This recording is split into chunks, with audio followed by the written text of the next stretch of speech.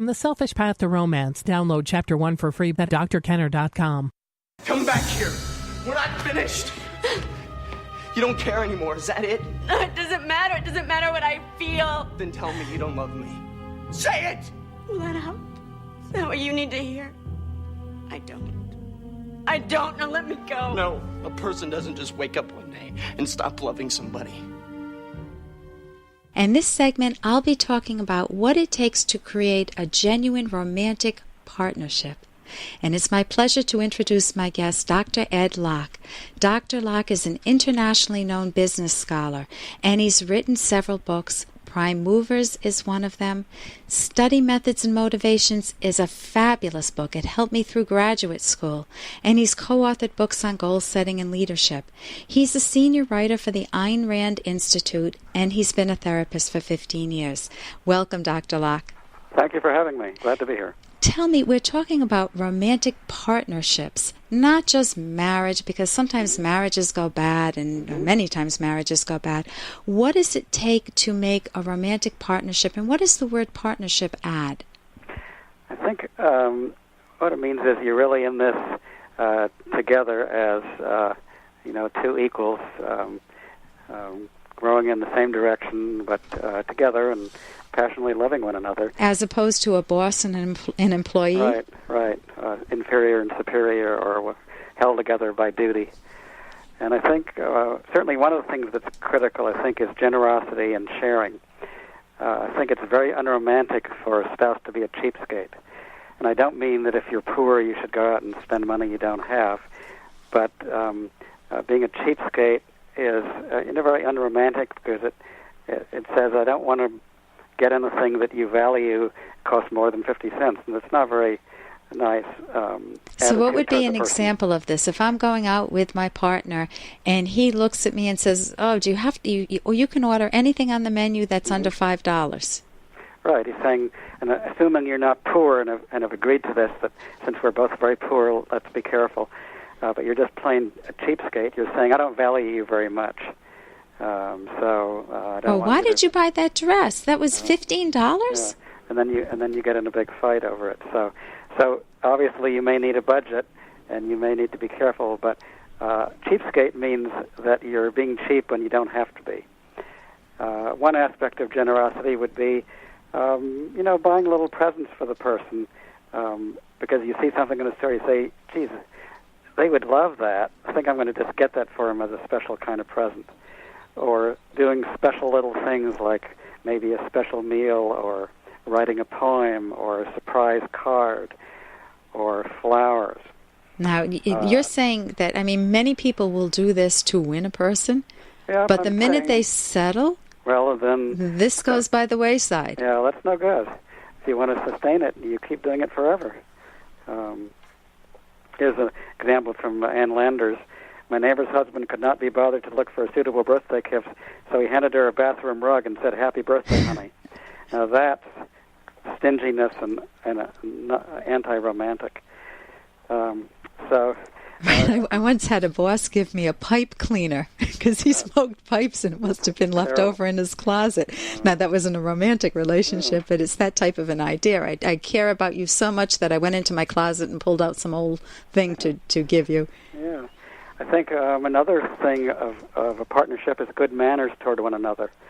For instance, you see stories where we have guests and he always interrupts me every time I start to speak. Well, that's very rude and very anti-romantic by having no manners. You should have not just manners for guests, but manners with your own spouse, wiping your mouth and saying please and thank you, holding the door, not swearing if they are against it. Good manners should be especially with your spouse.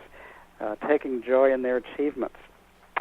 And very, very important issue, the best marriages involve joint decision-making by equals.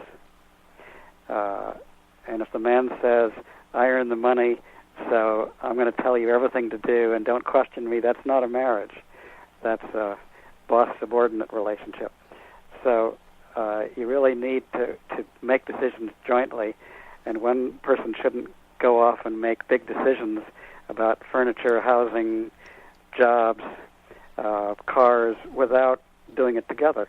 And an aspect of this, very important today, is both spouses should fully understand the finances. It shouldn't just be, as the old-fashioned way, the man's job and keep it from the little woman. It should be done jointly, and both parties should fully understand what the assets are, how the money is being spent.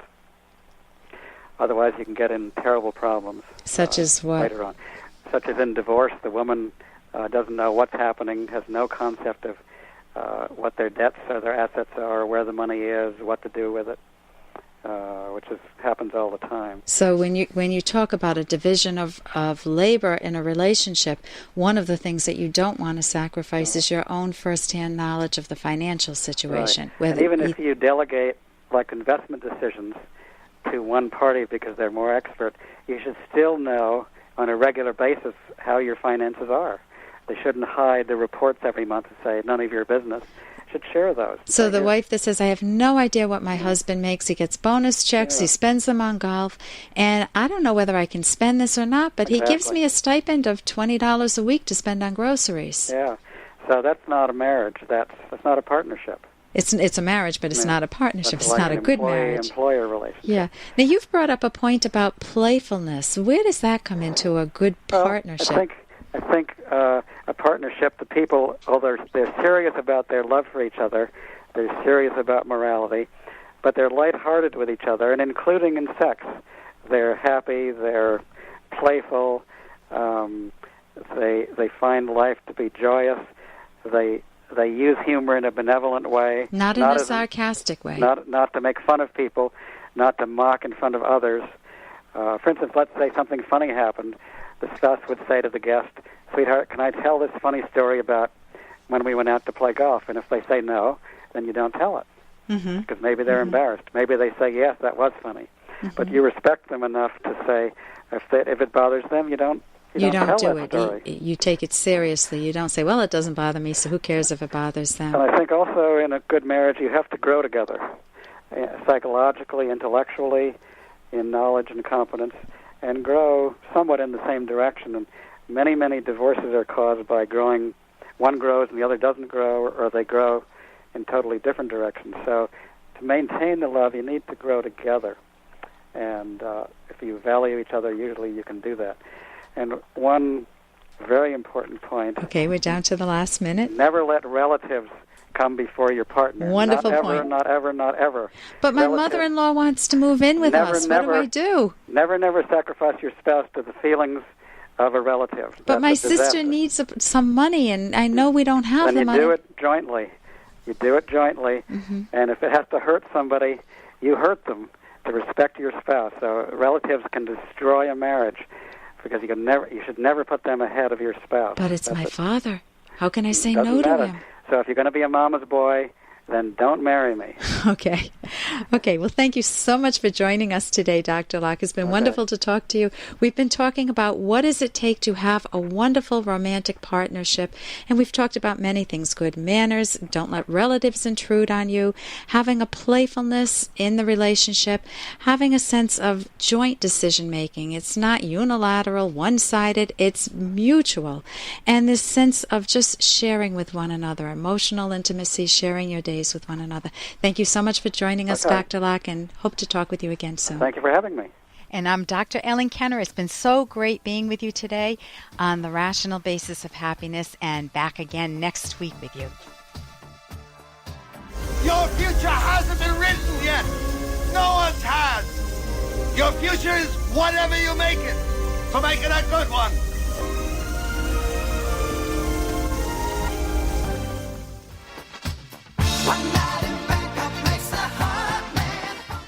Here's an excerpt from The Selfish Path to Romance, the Serious Romance Guidebook by clinical psychologists Dr. Kenner and Locke. Look at what a potential partner likes or doesn't like in the arts. Greatness, mediocrity, or depravity. Ask what this person aspires to and observe if there's any action taken toward these goals. Note how this person views his or her work. Is this person passionate about it, or is it just a job? Do they resent the responsibility of earning a living? See whom this person chooses for friends, admirable individuals, or people who are empty or just no good. Romantic partners don't have to and should not share all values. It would be boring to marry a near replica of yourself. You want your soulmate to be another self, but only in a fundamental sense, not in every detail. You can download Chapter 1 for free by going to drkenner.com, and you can buy the book at amazon.com.